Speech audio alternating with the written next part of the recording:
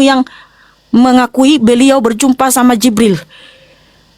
Tetapi kalau kitab suci ini banyak sekali nabi-nabi dan rasul-rasul mengakui hidup di zaman yang berbeda, di waktu yang berbeda. Mereka masing-masing menuliskan firman Yahweh. Ya makanya dari mana Nabi Musa tahu tentang penciptaan? Karena Yahweh yang memberitahu.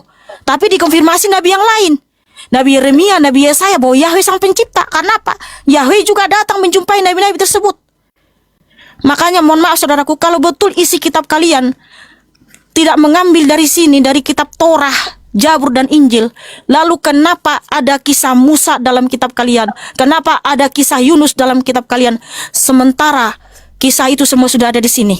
Kalau betul itu tidak mengambil dari sini, maka tolong tunjukkan ada pengakuan satu saja selain nabimu dari nabi-nabi Israel pernah diutus oleh Tuhan bangsa Arab, penduduk negeri Mekah yang juga kamu sembah.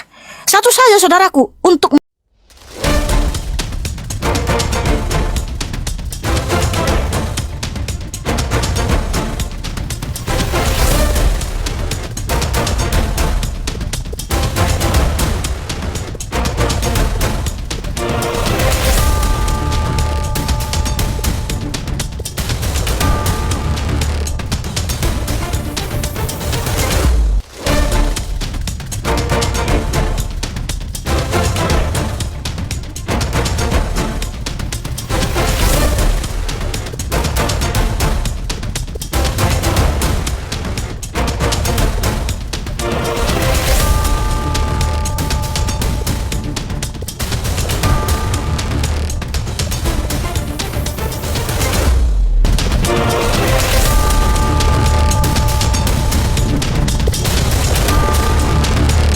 Assalamualaikum warahmatullahi wabarakatuh.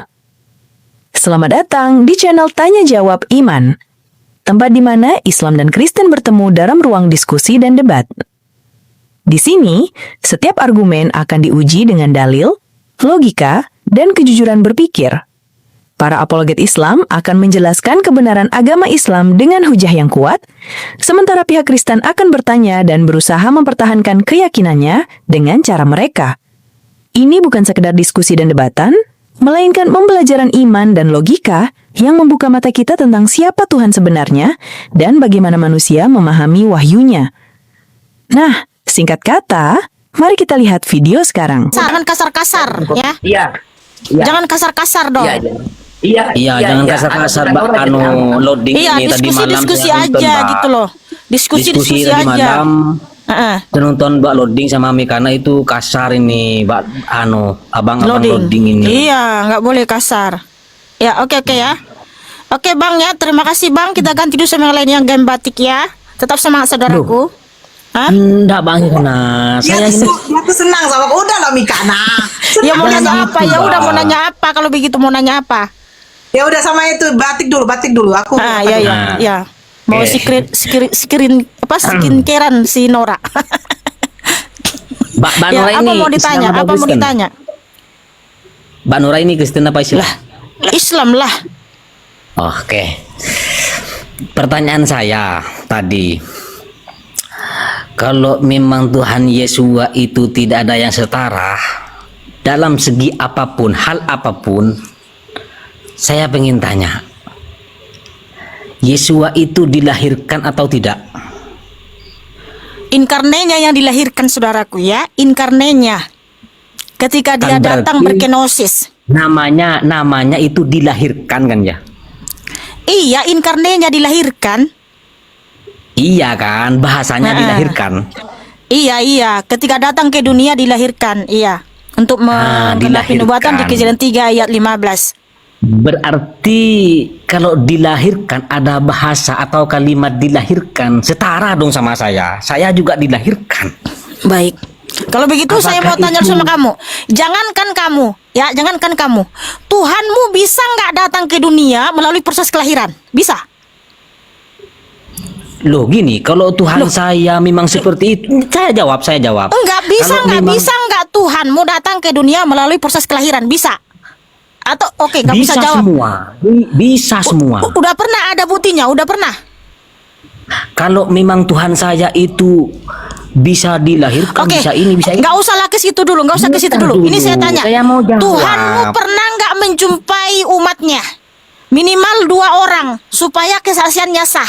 Ada nggak Tuhanmu menjumpai umatnya minimal 2 orang? Kalau betul Tuhanmu ada, jangankan Maha Kuasa dulu. Kalau betul Tuhanmu ada, apakah Tuhanmu pernah menjumpai umatnya minimal kepada 2 orang? Pernah? Lah, gini lah, Kak. lah. Jawab, pernah nggak Saya mau Tuhanmu? menjawab, tapi Mbak Mekana buat pertanyaan lagi. Belum dijawab. Kan kamu bilang buat pertanyaan lagi. Tuhan saya setara dengan dirimu, sama dengan dirimu. Jangankan dirimu, kan kamu bisa nggak kamu hadir di dalam rahim singa menjadi singa? Bisa, bisa kau?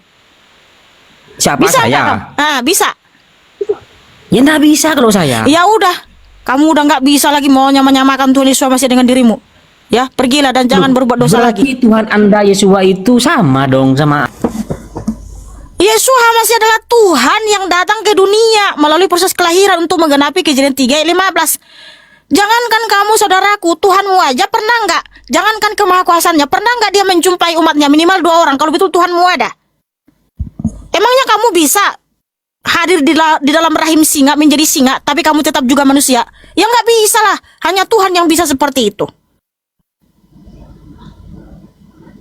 Loding, monitor Bang Loding. Siap Bunda, lanjut Bunda. Lah, lanjut dulu. Tadi Bang Loding. Malam. Oke, malam. Ya, Open cam ya. Open cam semua. ya open cam, Asga, Siap. loading. Kata sedikit apa temamu apa? Terhalang cantikmu. Wajahmu yang cantik itu gitu loh. Kau yang terhalang juga.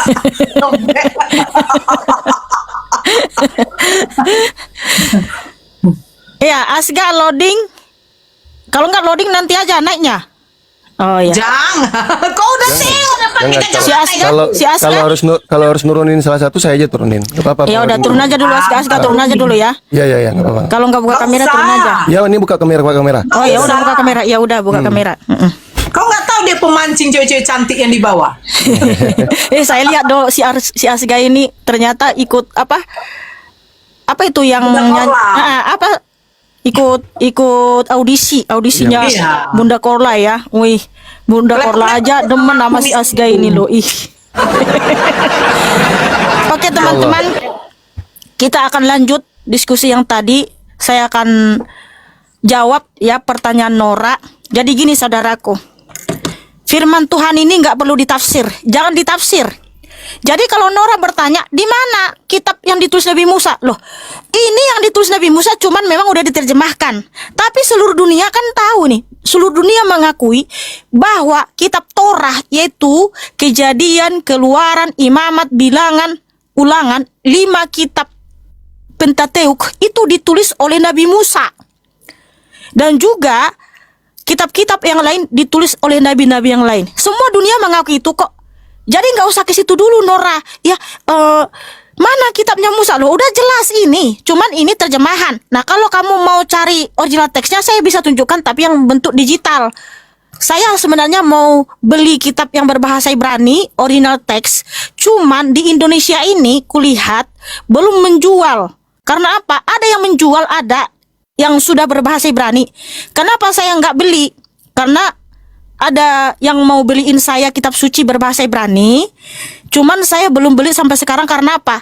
Itu terjemahan LAI. Karena apa? Berbahasa Ibrani, ada original teksnya, di sampingnya ada terjemahannya, tapi menerjemahkan masih mengganti nama Yahweh. Masih diganti dengan nama ilah bangsa Arab. Makanya saya belum beli Nora. Tapi mudah-mudahan nanti ada yang saya bisa dapatkan original teksnya supaya dalam diskusi semakin memperkuat ya jawaban-jawaban kita teman-teman ya. Doakan ya teman-teman, saya bisa beli kitab suci yang berbahasa Ibrani tulisan para nabi. Dan memang saya itu adalah terjemahan, saya bisa tunjukkan berbahasa Ibrani tapi dalam bentuk digital. Jadi kitab suci ini nggak perlu ditafsir. Karena apa Nora? Contoh ya, Keluaran 3 ayat 15 saya bisa tunjukkan yang berbahasa Ibrani. Karena kalian bilang, oh kami kan kitab kami yang berbahasa Arab. Lah, sekalipun yang berbahasa Arab, nama Yahweh itu nggak bisa diganti, Nora. Karena apa? Itu proper name, itu nama diri. Karena di dalam kitabmu tadi, di dalam Taha 9, Taha ayat 9 sampai 14. Di situ kisah Musa itu mirip kisahnya. Tetapi di ayat 15 ketika Yahweh berfirman, "Akulah Elohim. Akulah Yahweh Elohimnya Abraham, Ishak dan Yakub." Loh, di dalam kitabmu malah aku ini nama Tuhanmu di situ disebutkan. Artinya nama Tuhan jadi berubah. Oke, ini saya tunjukkan dulu ya. Karena ada perintah Tuhan. Kitab suci ini untuk semua bangsa, saudara-saudaraku. Untuk semua bangsa. Karena apa? Saya bacakan dulu ayatnya. Yeremia 36 ayat 2. Yeremia 36 ayat 2 ya. Ambillah sebuah gulungan kitab bagi dirimu dan tuliskanlah di dalamnya semua firman yang telah aku ucapkan kepadamu atas Israel, atas Yehuda, dan atas semua bangsa sejak waktu aku berbicara kepadamu dari masa Yosia bahkan sampai pada hari ini. Jadi jelas Yahweh memerintahkan kepada nabi-nabi untuk menuliskan firman-Nya dan itu untuk semua bangsa. Dari mana Nabi Musa tahu bahwa Tuhan pernah menurunkan air bah di zamannya Nuh? Ya, karena Yahweh yang memberitahu kepada nabi-nabi tersebut.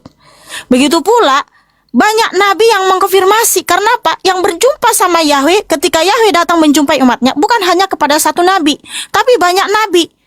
Di mana secara eksplisit Tuhan memerintahkan di Yesaya 30 ayat 8 ya kepada Nabi Yesaya. Nabi Yesaya.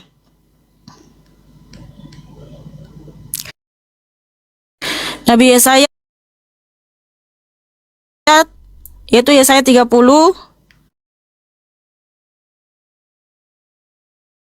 tulislah itu di hadapan mereka di atas loh dan catatlah itu di ada di kemudian hari. Jadi Yahweh itu sendiri yang memerintahkan kepada banyak nabi, saudara-saudara. Kepada Nabi Yesaya, Nabi Yeremia, Yeremia 30 ayat 2, tuliskanlah firmanku ini dalam satu kitab. Agar apa? Yesaya 30 ayat 8, agar ada tetap sampai selamanya. Dan semua sudah dituliskan di sini. Makanya tolong jawab ya. Mohon maaf saudaraku. Kitab kalian mengakui dari Al-Fatihah sampai Anas, itu sahabat-sahabat nabimu yang menulis itu, dan mereka mendengar apa yang diucapkan oleh nabimu. Sementara tidak pernah ada yang berjumpa sama Tuhanmu, tidak pernah ada yang berjumpa sama Jibril. Artinya kitab kalian semua itu sumbernya dari nabi saudara, atas apa yang dikatakan nabi saudara. Walaupun kalian imani itu wahyu Tuhan melalui Jibril, itu sudah berbicara tentang ranah iman. Tetapi faktanya tidak ada seorang pun selain nabimu yang mengakui beliau berjumpa sama Jibril. Tetapi kalau kitab suci ini banyak sekali nabi-nabi dan rasul-rasul mengakui hidup di zaman yang berbeda, di waktu yang berbeda. Mereka masing-masing menuliskan firman Yahweh. Ya makanya dari mana Nabi Musa tahu tentang penciptaan? Karena Yahweh yang memberitahu. Tapi dikonfirmasi nabi yang lain, Nabi Yeremia, Nabi Yesaya, bahwa Yahweh sang pencipta. Karena apa? Yahweh juga datang menjumpai nabi-nabi tersebut. Makanya mohon maaf saudaraku, kalau betul isi kitab kalian tidak mengambil dari sini, dari kitab Torah, Zabur dan Injil, lalu kenapa ada kisah Musa dalam kitab kalian? Kenapa ada kisah Yunus dalam kitab kalian? Sementara kisah itu semua sudah ada di sini. Kalau betul itu tidak mengambil dari sini, maka tolong tunjukkan ada pengakuan satu saja selain nabimu dari nabi-nabi Israel pernah diutus oleh Tuhan bangsa Arab, penduduk negeri Mekah yang juga kamu sembah. Satu saja saudaraku, untuk memvalidasi isi kitabmu, bahwa memang isi kitabmu itu adalah firman Tuhanmu, bukan mengambil firman Yahweh yang ditulis nabi-nabi. Ya silakan. Oke, Bang Loding mana? Bang Loding, halo Bang Loding. Oke, nanti Bang Loding nyambung ya. Berenak. Saya sedikit saja. Si Mikana mengatakan tadi, oh Nora, kitab kami tidak perlu ditafsir. Mikana. Saya sudah bilang, bahasa Indonesia tidak perlu ditafsir. Saya sudah makan. Yang perlu nanti dipertanyakan, kamu makan apa? Kan begitu. Tapi kalau sudah lengkap, saya sudah makan nasi tadi jam 10 pagi. Untuk apa ditafsir? Yang saya katakan, yang perlu penafsiran itu bukan yang sudah berbahasa Indonesia, Mikana.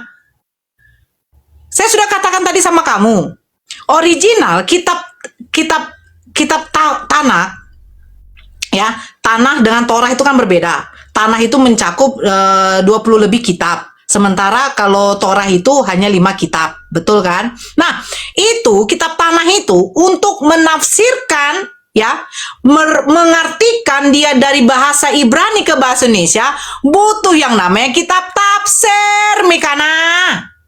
Kenapa butuh? Jadi begini, Mikana. Ketika kamu belajar, kamu misalnya lulusan tahun 2010. Oke? Nah, setelah tahun 2020, kan ada juga yang belajar. Kalau kitab ini tidak ada, kira-kira ya, mereka mau mempelajari original ini, apa landasan keilmuan mereka, Mikana? Itu maksud saya. Kita tafsir itu bukan bahasa Indonesia yang mau ditafsirkan. Tidak perlu. Makanya saya bilang, kitabnya Kristen itu tidak ada kitab tafsir. Kenapa? Karena sudah diartikan bahasa Indonesia.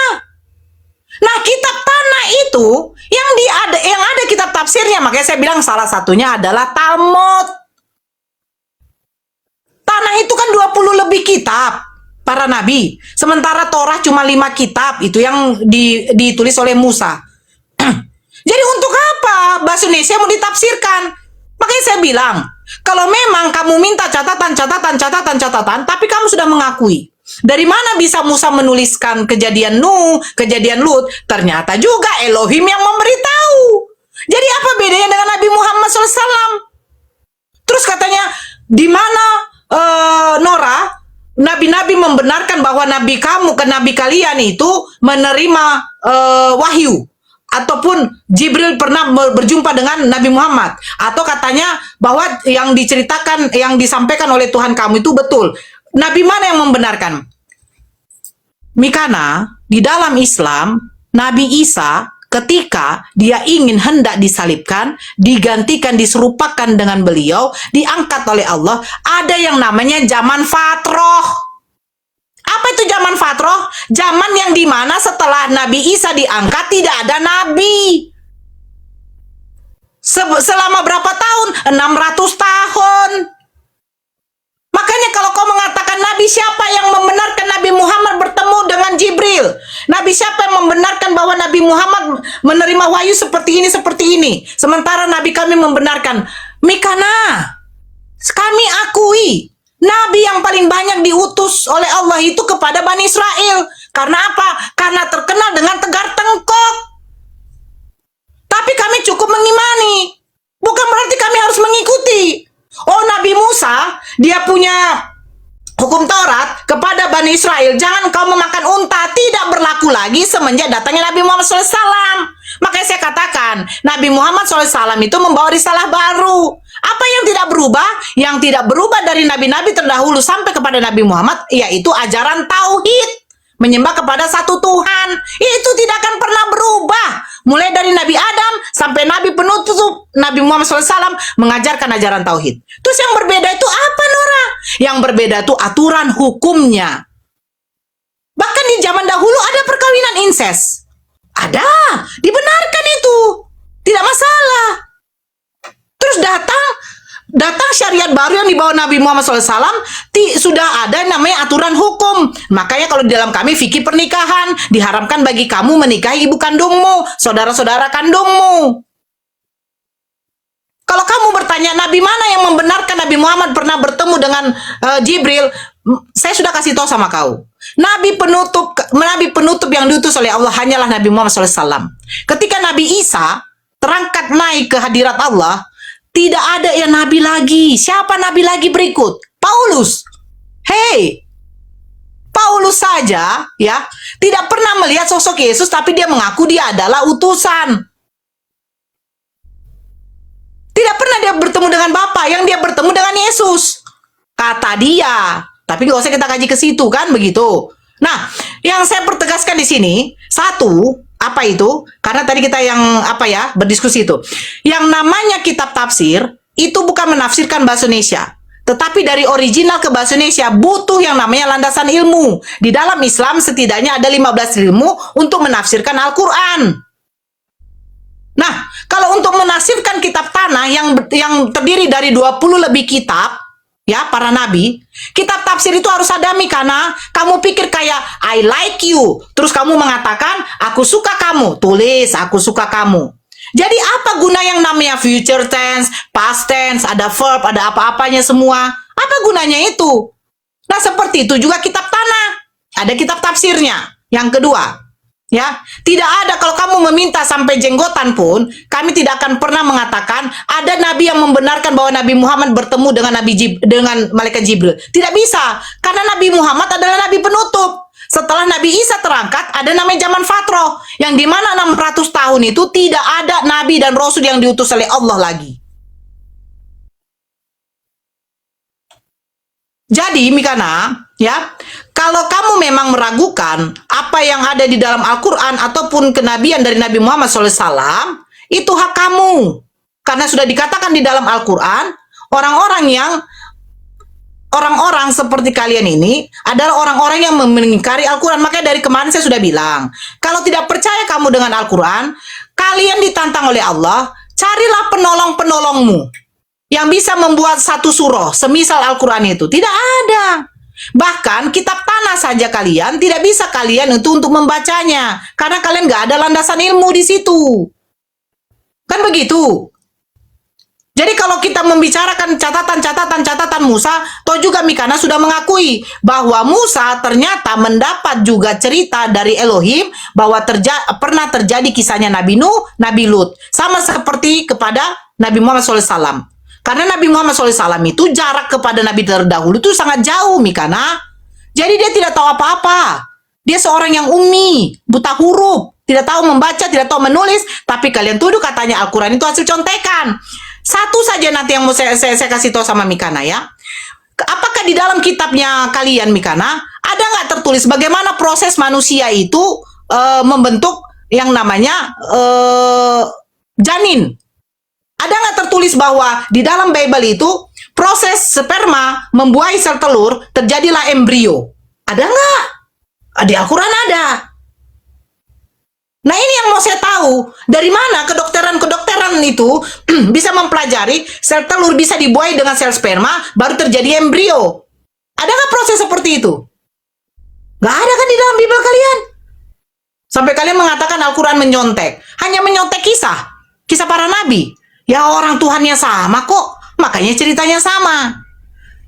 Begitu, Mikana. Lanjut dulu dengan Bang Loding atau yang lain. Oke, di counter dulu ya. Kasih dia dulu.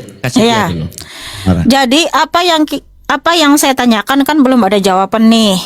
Karena begini, ya. Di Yeremia 23 ayat 30 sampai 36, karena Nabi Yeremia ini hidup di tahun 650 sebelum Masehi. Jadi Yahweh datang berfirman kepada Nabi Yeremia, yaitu di mana Tuhan berfirman, tulislah firmanku ini dalam sebuah kitab.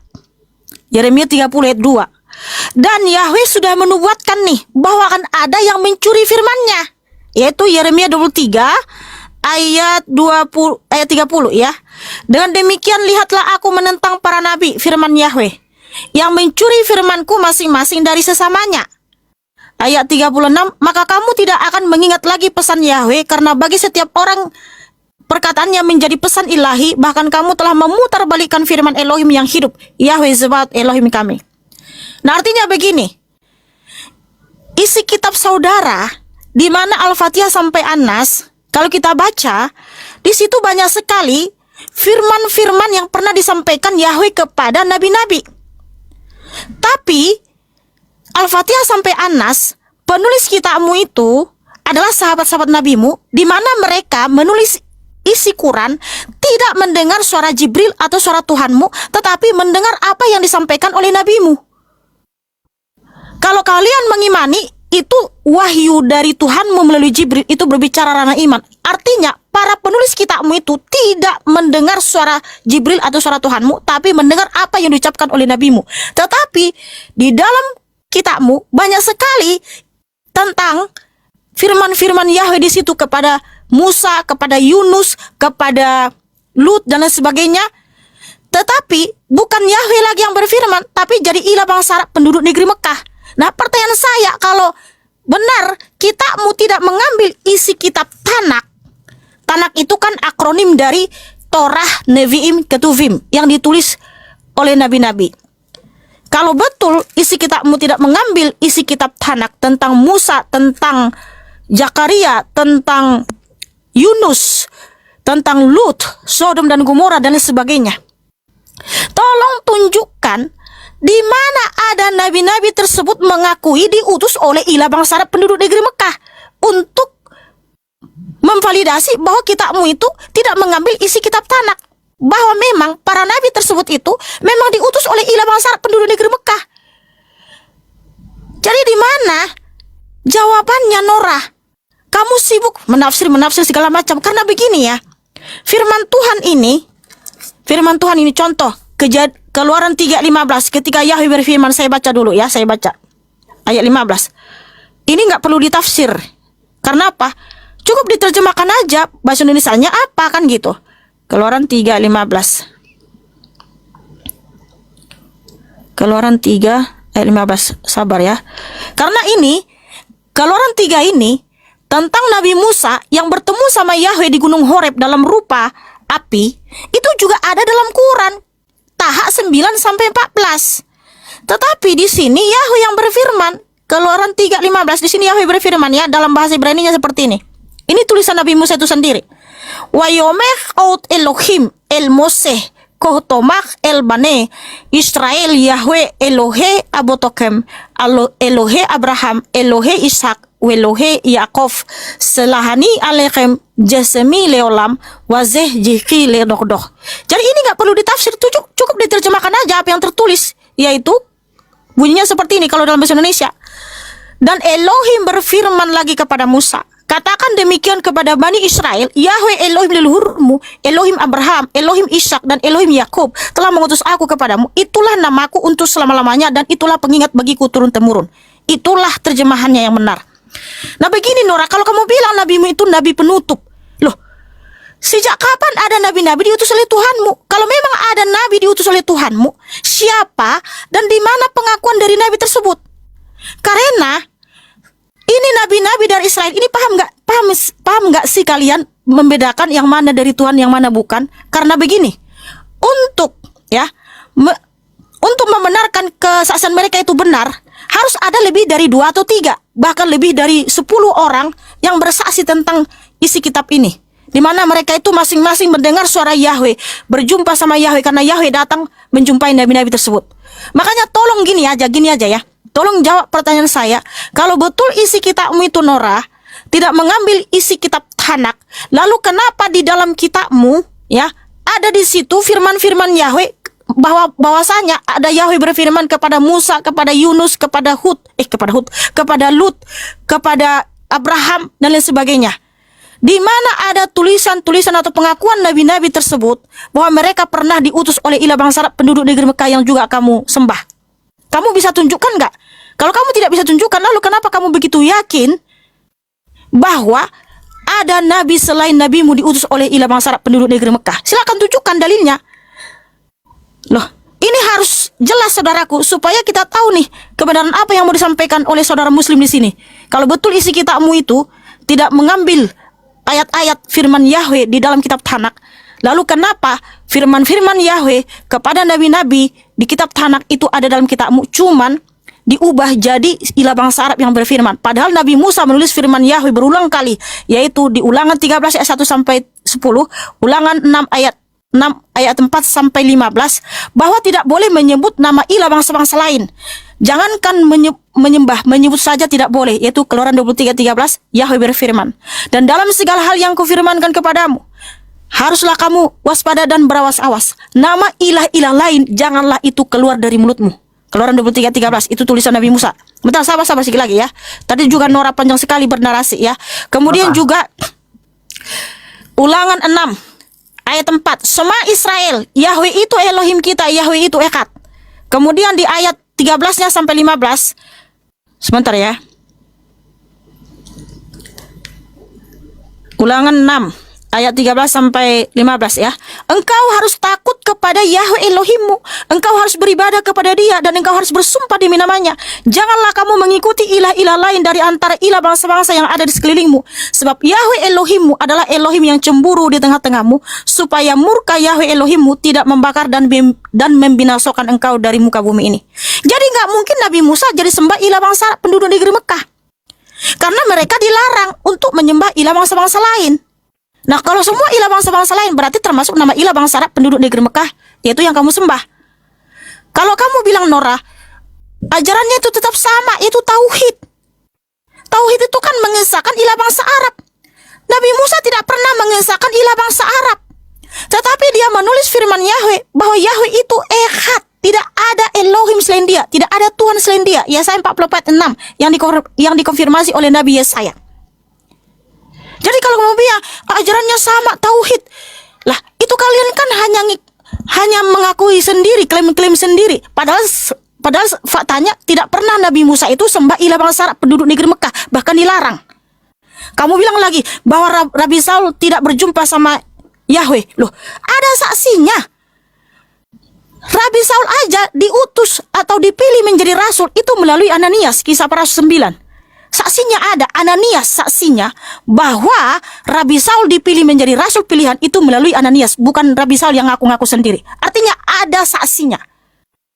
Dan juga dikonfirmasi oleh rasul-rasul yang lain. Rasul Kefa juga di 2 Petrus 3:15 mengkonfirmasi bahwa Rabi Saul itu menulis firman Tuhan berdasarkan hikmat dan wahyu dari Yahweh, bukan karangannya sendiri. Nah, kalau Nabi saudara, siapa yang pernah menyaksikan bahwa beliau diutus oleh Tuhanmu melalui Jibril? Siapa yang pernah melihat Jibril? Bahkan penulis kitabmu saja tidak pernah mendengar suara Jibril. Lalu siapalah yang menyaksikan bahwa nabimu diutus oleh Tuhanmu melalui Jibril? Siapa yang pernah berjumpa sama Tuhanmu? Siapa yang pernah dijumpai oleh Tuhanmu menjumpai siapa selain nabimu?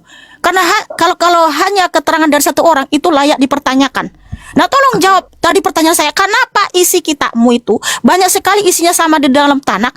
Kalau betul isi kitabmu tidak mengambil dari Tanakh, lalu tunjukkan tulisan nabi-nabi dari Israel bahwa mereka mengakui diutus oleh ilah bangsa Arab penduduk negeri Mekah yang juga kamu sembah. Dan juga siapa saksinya nabimu diutus menjadi nabi?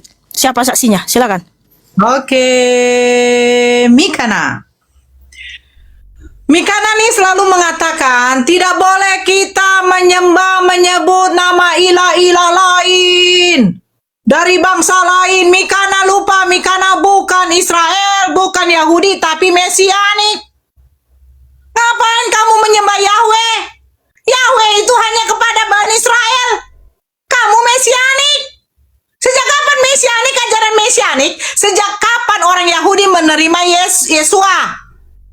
Kalau orang Yahudi menerima Yesua, Yahudi tidak akan menyalibkan Yesua. Karena ditolak, yang menampung Yesua Hamasiah sebagai Tuhan hanya Bani Keresteng, hanya Mesianik. Kamu mengatakan jangan menyebut kalian itu menyembah ilah dari bangsa Arab. Saya sudah katakan, seandainya Nabi Muhammad SAW bukan orang Arab, dia orang Eropa, pasti Allah akan juga mengatakan ilah bangsa Eropa. Kenapa nggak sekalian aja Nabi Muhammad dilahirkan di Indonesia? Orang Batak, marga Panjaitan, ilah bangsa Batak. Begitu Mikana. Karena Nabi Muhammad orang Arab, maka dikatakan ilah orang Arab. Karena apa? Nabi Muhammad dipilih sebagai nabi dan rasul oleh Allah sendiri. Musa, Harun ataupun nabi-nabi yang lain kenapa dikatakan Nora bangsa kami harus menyembah Tuhannya orang Musa dari Bani Israel. Lah kamu Mesianik. Ya tunjukkan data sama saya kalau Tuhannya Musa itu juga mengutus nabi untuk Mesianik. Satu nabi saja untuk Mesianik, yang dimana nabi-nabi ini meyakini bahwa Tuhannya namanya Yesua. Kalau mereka memang mengaku Yesua itu adalah Tuhan, Mikana, tidak akan terjadi yang namanya penyalipan. Yang menyalipkan Yesua Hamasiah itu Bani apa? Orang Yahudi. Mereka menolak Yesus, menolak Yesua.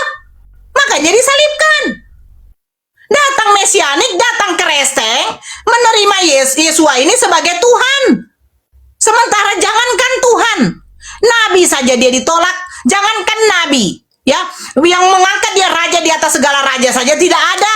Hanya kalian yang mengklaim raja di atas segala raja. Jangankan raja di atas segala raja, RT di atas segala RT pun juga Yesua ditolak kok. Makanya kalau kamu mengatakan jangan menyebutkan nama ilah-ilah dari bangsa lain, hey, kalian mesianik bangsa Indonesia, jangan dirubah bangsa Indonesia kalian. Suruh kalau gitu Musa diutus ke bangsa Indonesia, baru bisa kalian ikut juga menyembah Tuhannya Musa. Ini kok ke Bani Israel, kalian ikut sembah ke Bani Israel, kan begitu. Nah, terus yang kamu tadi saya kan sudah bilang, Nabi Muhammad itu nabi penutup. Ada namanya zaman Fatroh. Bisa kamu sebutkan siapa setelah Yesus yang diutus oleh Tuhan, oleh Allah setelah Yesus diangkat atau Yesua diangkat atau Nabi Isa diangkat? Siapa? Gak ada. Satu saja. Kalau kamu katakan Paulus yang tidak diakui.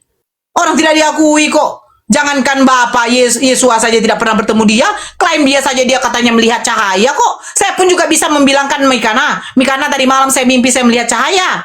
Cahaya itu seperti berbentuk Yesua. Bisa saja orang mengklaim. Karena apa? Saksi atau teman-teman seperjalanan Paulus tidak ada mengatakan benar Paulus bertemu dengan sosok cahaya yang mengaku Yesus. Sementara Yesus mengatakan apa? Berhati-hatilah kamu, waspadalah kamu, akan ada penyesat-penyesat yang mengaku membawa namaku. Aku adalah Mesias. Kalau mereka mengatakan aku ada di gurun, jangan kamu ke sana. Aku ada di dalam bilik, jangan kamu ke sana. Sudah diwanti-wanti sama Yesua sendiri, akan ada yang mengaku namaku. Siapa yang mengaku nama Yesua? Itu yang bertemu sama si Paulus itu di padang gurun siapa?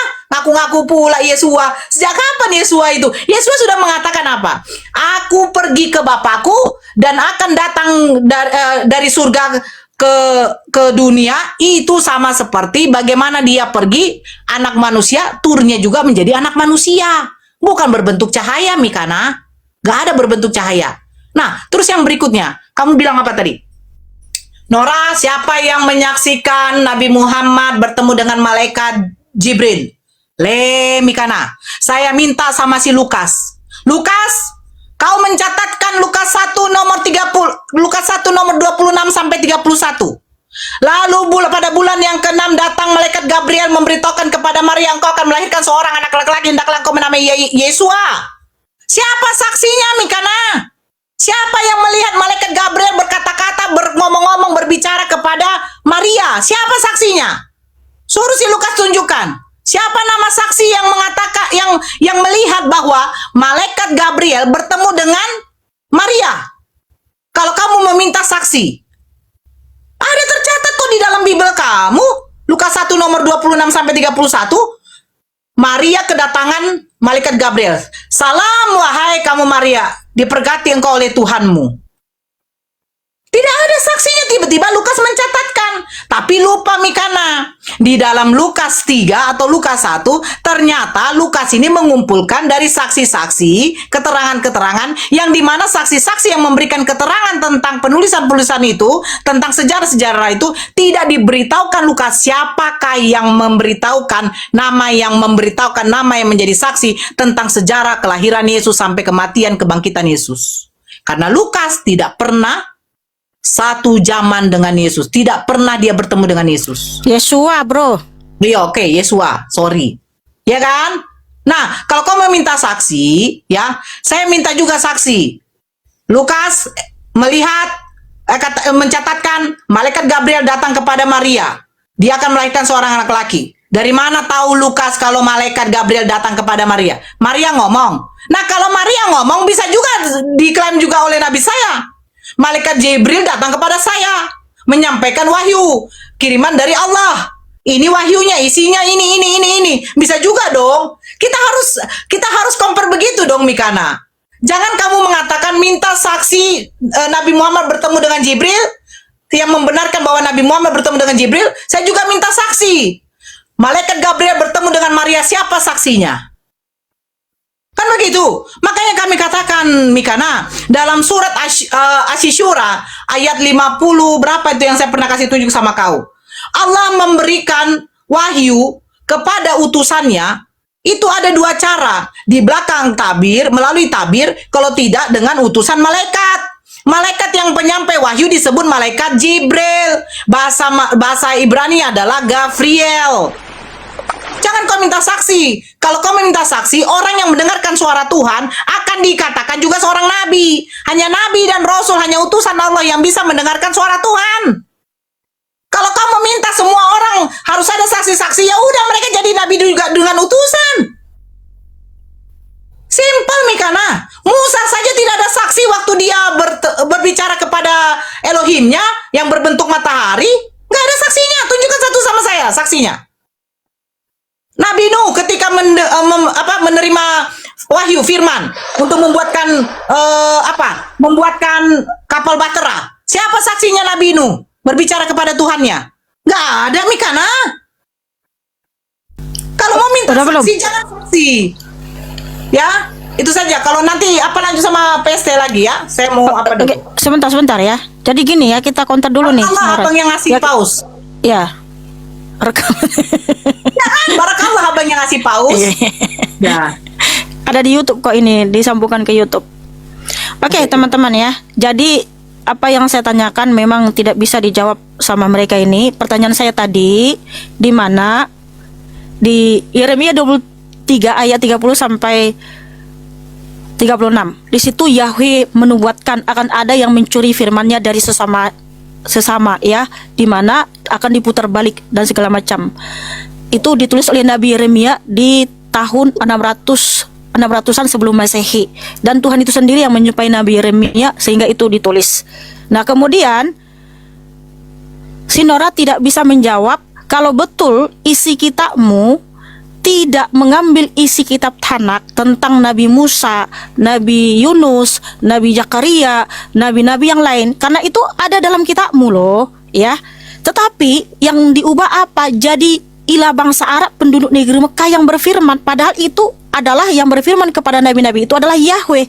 Nah, kalau betul kitabmu tidak mengambil dari kitab Tanak, lalu tunjukkan ada pengakuan satu saja nabi di luar. Satu saja nabi selain nabimu yang mengaku diutus oleh ilah bangsa Arab penduduk negeri Mekah, suku Quraisy yang kamu sembah. Satu saja. Kalau betul ada Tuhanmu dan juga dia bukti yang nyata. Karena semua nabi-nabi dari Israel itu diutus oleh Yahweh. Tapi mana tahu kalian bisa menunjukkan ada nabi dari Israel mengaku dalam tulisannya diutus oleh ilah bangsa Arab penduduk negeri Mekah, sehingga isi kitabmu itu memang benar-benar dari Tuhanmu, bukan mengambil dari kitab Tanak itu firman-firman Yahweh. Terus yang kedua, siapa saksi nabimu diutus oleh Tuhanmu melalui Jibril? Ternyata nggak ada yang melihat, toh kamu malah sandingkan ke dalam kitab kami. Siapa saksi Maria yaitu berjumpa sama Gabriel? Oke, jadi kitab Lukas, Injil Lukas itu ditulis oleh murid Tuhan Yesus HaMasiah ya. Di mana di sini sudah jelas dituliskan di Lukas 1 ayat 1 sampai 2 ya. Theophilus yang mulia, banyak orang telah berusaha menyusun suatu berita tentang peristiwa-peristiwa yang telah terjadi di antara kita, seperti yang disampaikan kepada kita oleh mereka yang dari semula adalah saksi mata dan pelayan firman. 2 Timotius 3 ayat 16, segala tulisan yang diilhamkan oleh Elohim. Jadi Elohim itu mengilhamkan kepada murid-murid Tuhan Yesus HaMasiah untuk menuliskan apa yang pernah terjadi, apa yang mereka saksikan, apa yang mereka alami, apa yang disampaikan Tuhan.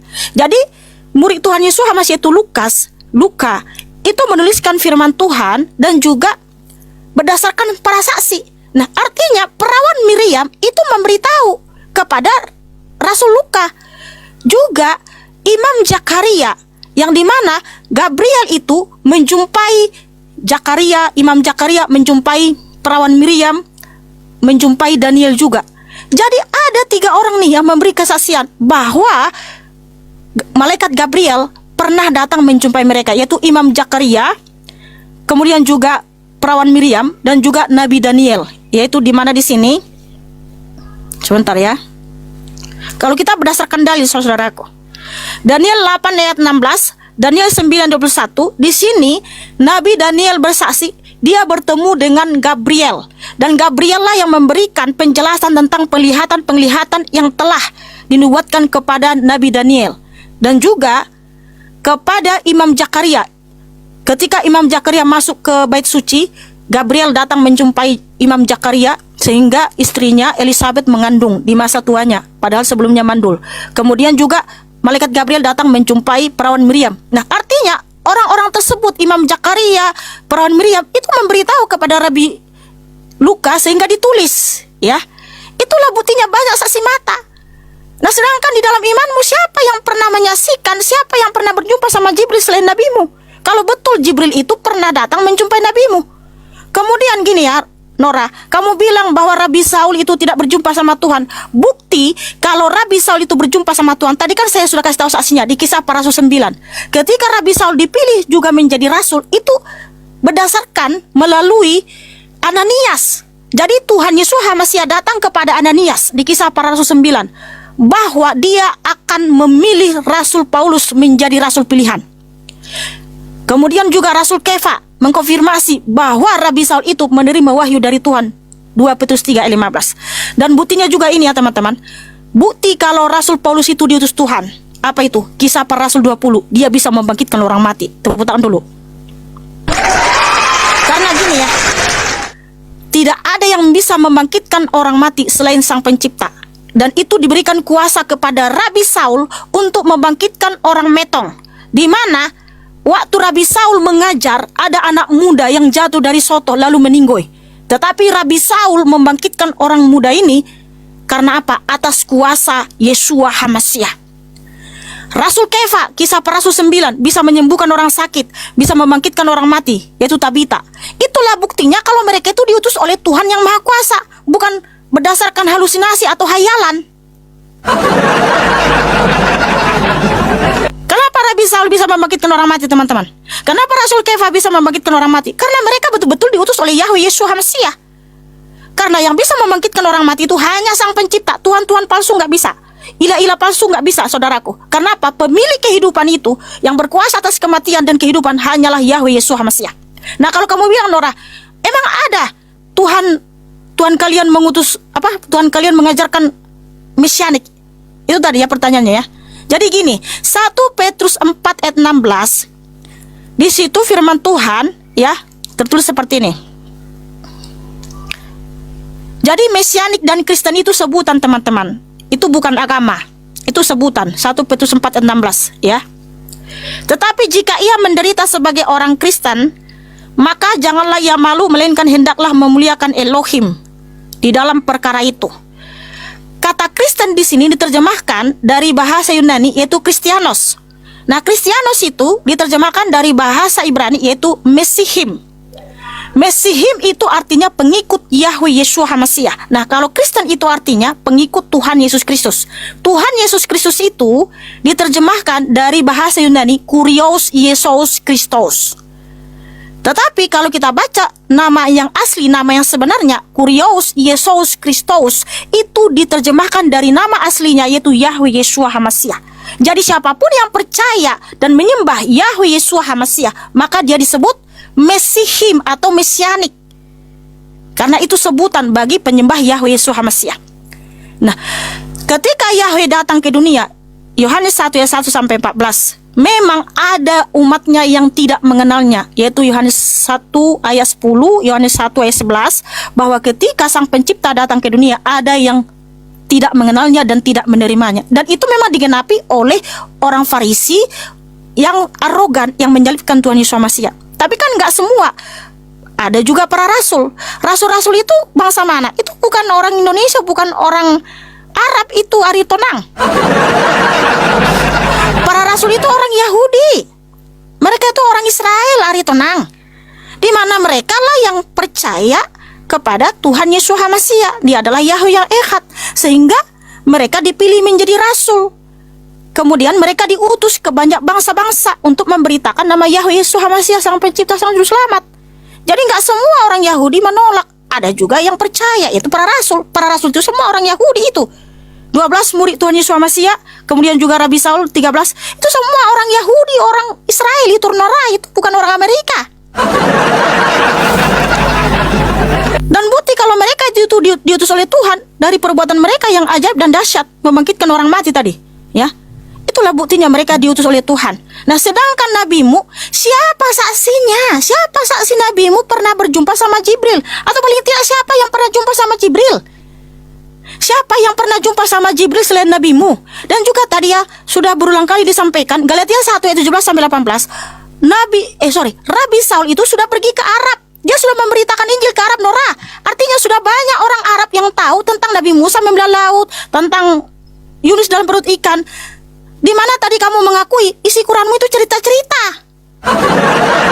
Perhatikan, apakah Nabimu mendapatkan cerita dari orang Arab ketika sudah tersebar kemana-mana bahwa Musa itu membelah laut dan lain sebagainya? Karena kamu sendiri yang bilang tadi, kan diceritakan begini, ceritakan.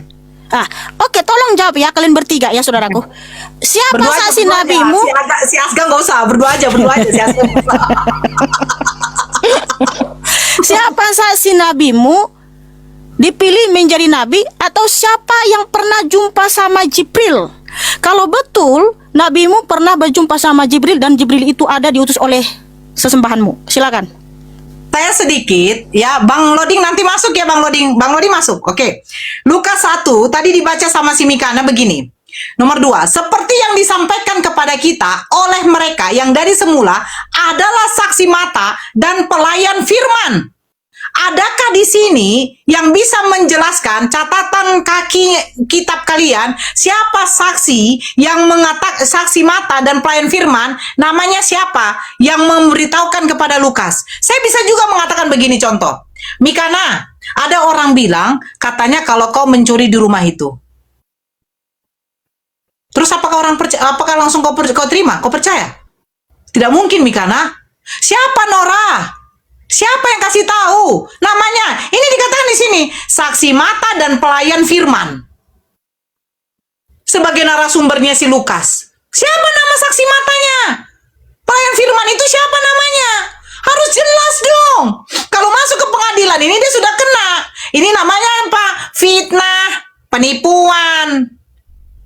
Nah, terus yang berikutnya ya. Saya sudah jawab sebenarnya. Sudah.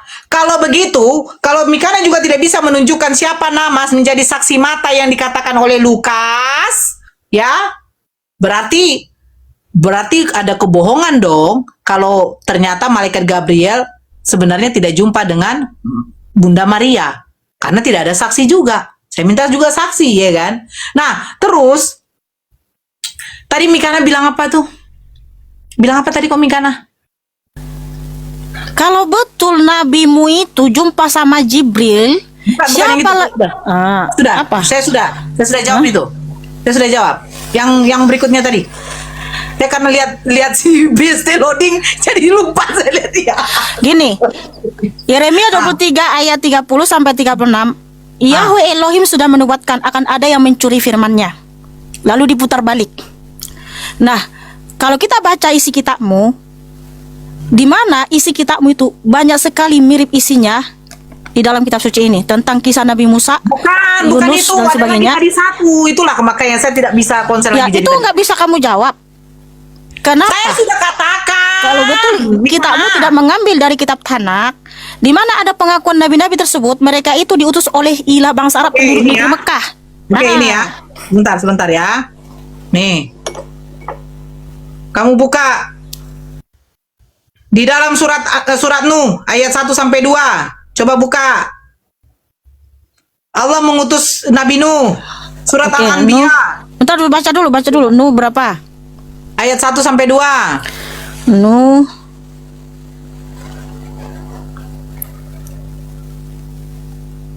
Apa isinya itu, Nora? Ya bacalah Mikana. Nuh, Nuh ayat 1 sampai 2. Nuh. Surah berapa itu? Quran surah berapa? Oke, Quran surah 71. Oke.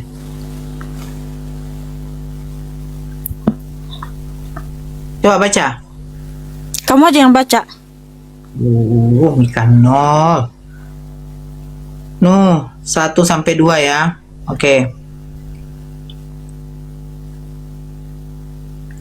Sesungguhnya kami telah mengutus Nuh kepada kaumnya. Terus surat Al-Anbiya ayat 51.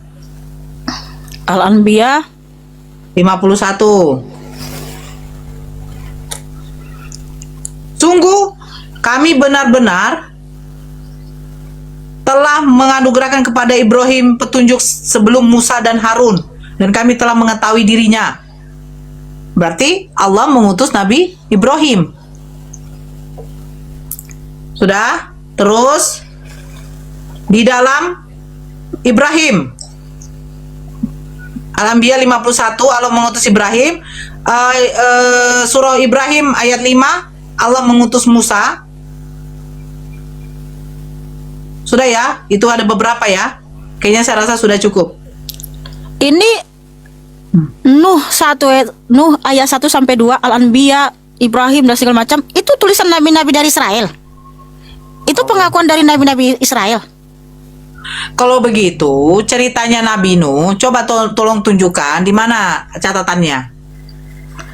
Karena gini ya, sebelum kita mau menulis itu, Yahweh yang pertama sekali yang berfirman kepada Nuh di Kejadian 6 sampai 7 sampai 8. Sekarang saya bertanya. Jadi itu Tunggu. semua firman-firman Yahweh kepada Nuh. Artinya Oke, yang sekarang pertama saya sekali mengutus Nabi Nuh itu adalah Yahweh. Tapi itu juga ada dalam kitabmu. Sementara kan isi kitabmu itu bukan tulisan nabi-nabi dari Israel gitu loh. Nanti saya lupa. Oke. Kalau kamu mengatakan jangan menyebut atau menyembah Tuhan dari bangsa lain selain dari bangsa Israel, betul? Betul tidak? Tadi itu penyebutanmu kan? Iya, karena Tuhan yang disembah bangsa Israel itu Yahweh, Elohim, itu Tuhan semua bangsa. Makanya, oh iya dong, bentar saya tambahkan lagi ya. Kenapa? Karena Yahweh memerintahkan di Yesaya 12 nih, ntar saya baca ya. Oke. Saya baca dulu cantik. Yesaya 12. Oke. Ayat 2, saya baca ayat 2 sampai 5 ya. Lihatlah, Elohim adalah keselamatanku. Aku percaya dan tidak akan takut, karena kekuatanku dan mazmurku adalah Yahweh, dan dia telah menjadi keselamatanku. Ayat 4, dan pada hari itu kamu akan berkata, bersyukurlah kepada Yahweh, panggillah namanya, beritahukanlah perbuatan-perbuatannya di antara bangsa-bangsa, ingatkanlah agar namanya ditinggikan. Bermasmurlah bagi Yahweh, karena dia telah melakukan keagungan. Inilah yang harus diperkenalkan ke seluruh bumi. Karena apa?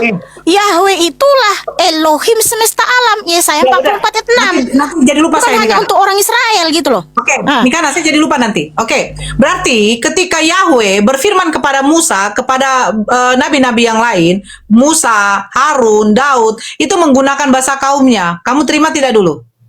Iya, menggunakan bahasa Ibrani. Oke, kalau gitu pertanyaan saya begini. Apakah Yahweh juga berfirman kepada Adam, ya, kepada Nuh, kepada Lut, kepada Abraham, itu menggunakan bahasa kaumnya yang di mana menggunakan bahasa Ibrani? Karena bahasa Iya, Ibrani. bahasa Ibrani. Bahasa pertama yang ada di bumi ini adalah bahasa Ibrani. Waduh. Hei, Iya, karena di Kejadian 1 ayat 1 di situ dijelaskan. sekarang saya tanya. Bahasa kenapa Ibrani kenapa banyak bahasa? Kejadian 11 ada Menara Babel. Nah, disitulah mulainya Bukan, banyak saya bahasa. tanya, apakah bahasa Ibrani sudah ada pada zamannya Adam? Iya, karena di zaman Adam itu Yahweh Di mana itu berbicara. tercatat seperti itu, Mikana? Oke, yaitu di Kejadian 1 ayat 1. Karena di situ ada ya, Kejadian 1 ayat 1. Hah? Sebentar. Oke. Beresit bara Elohim et Hasamaim wa et Haares. Nah, et di sini huruf alef dan tau. Ah. Itu merujuk kepada bahasa Ibrani. Karena apa? Bahasa Ibrani itu Alif terdiri dan- dari 22 huruf, yaitu alef sampai tau. Alef tau. Oke. Iya, artinya Jadi- Bapak oke. Yahweh itu berfirman dan berbicara kepada Adam itu berbahasa Ibrani. Kemudian di Kejadian 11, karena gini ya, di Kejadian 11, adapun seluruh bumi itu satu bahasanya dan satu logatnya. Tetapi dia selanjutnya memberitahu bahwa bahasa menjadi banyak karena ada Menara Babel. Tetapi sebelumnya itu satu bahasa, yaitu bahasa Ibrani. Jadi bahasa Ibrani lah Anda tertua sudah di memakai dunia bahasa ini. Ibrani. Iya, sesuai dengan firman Tuhan di Kejadian 1 ayat 1. Di situ ada alif tau. Kamu tahu dari mana? Sementara Ya, dari firman Tuhan. Sementara tadi kamu Tapi Mikana gini, mengatakan jangan ke bahasa dulu. Tapi gini, walaupun Yahweh Dulu. berfirman dalam bahasa Ibrani, dalam bahasa Yunani, dalam bahasa Aramaik, tetap namanya YHWH karena itu nama diri, proper name. loh, itu tetragrammaton. Sejak kapan Tetragrammaton itu artinya Iya, sejak merujuk kapan kepada 4 huruf nama yang kudus, yaitu Yod He Vav He. Sejak dibaca kapan Yunani ada Yahweh. itu? Ya ampun. Iya, makanya gini, walaupun kitab suci ini diterjemahkan ke berbagai bahasa di dunia ini, ya tetap namanya itu sama. Karena apa? Yod He Vav He, Yesua itu nama diri, proper name. Sebentar dulu Mikana, biar tidak panjang dulu. Ibrani itu dipakai oleh bangsa oleh bangsa Yudaism. Sebentar dulu. Jangan dulu nyambung, biar saya dapat poinnya. Nah, Bani Israel, salah satu anak dari Yakub adalah Yehuda. Betul kan? Kamu terima itu? Dari 12 anaknya Yakub. Nah, Bani Israel itu menggunakan bahasa Ibrani, semenjak apa? Semenjak dari cucunya Abraham. Bahkan Abraham tidak menggunakan bahasa Ibrani, Mikana. Kamu tadi sendiri yang mengatakan bahwa apa? Bagaimana bisa Musa mengetahui kejadian Nuh, kejadian Adam, kalau Elohim sendiri yang memberitahu? Sementara pengenalan namanya Tuhan yang Musa itu menggunakan huruf tetragrammaton, yang dimana itu adalah huruf Ibrani. Nah, yang tadi yang saya dapat poin itu begini. Katanya kata Mikana, Paulus itu sudah sampai ke Arab sana. Ini yang menjadi mengong bagi saya, Mikana. Kenapa? Kalau memang Paulus ini orang Yahudi bisa menggunakan bahasa Ibrani, kenapa Bible Perjanjian Baru menggunakan bahasa Yunani? Alhamdulillah, diskusi ini mengingatkan kita bahwa perbedaan bukan alasan untuk bermusuhan, tetapi kesempatan untuk saling memahami. Kita boleh berbeda dalam keyakinan, tetapi semua manusia sama dalam pencarian akan kebenaran dan kedamaian. Semoga diskusi ini membuka hati, meluruskan pandangan, dan menguatkan iman kita untuk terus belajar tanpa merasa paling benar sendiri. Jika ada hal yang menurutmu menarik, menantang, atau mungkin bertentangan dengan pandanganmu, sampaikanlah dengan cara yang baik dan beradab di kolom komentar. Karena sesungguhnya, adab dalam komentar adalah cerminan dari keimanan seseorang. Terima kasih telah menyimak sampai akhir. Semoga Allah memberi petunjuk kepada siapapun yang sungguh-sungguh mencari kebenaran. Sampai ketemu lagi dan tunggu video selanjutnya diskusi dan debat apologetik Islam dengan oknum Kristen lainnya. Assalamualaikum warahmatullahi wabarakatuh.